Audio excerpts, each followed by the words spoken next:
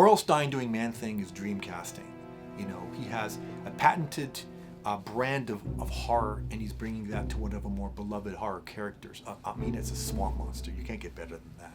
Man-Thing was Ted Sallis, a brilliant scientist who was creating a serum for the army to make an impossible warrior.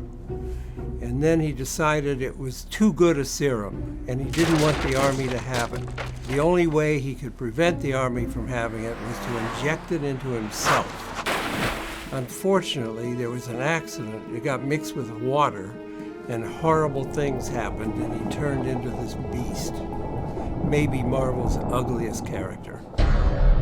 So I think R.L. Stine and Man-Thing work really well. It's a great marriage because there's a certain amount of tragedy and a certain amount of horror to Man-Thing. Man-Thing can't touch people without having them burst into flame because you can't not be afraid around Man-Thing. He is the epitome of horror itself. There are moments when he starts to become a monster and he loses his self-awareness.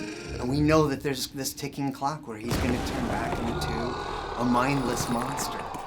What R.L. Stine is doing with artist Herman Peralta is a classic Marvel comic book story that also has the flavor of one of those old vintage horror stories from back in the day. You know, the kind of horror story that you saw on TV in black and white. It's feverish, creepy, but ultimately very fun. It's a very basic horror character. This thing rising up from the muck. This hideous, terrifying thing. It's creepy, it's gross, it's scary, but it's fun.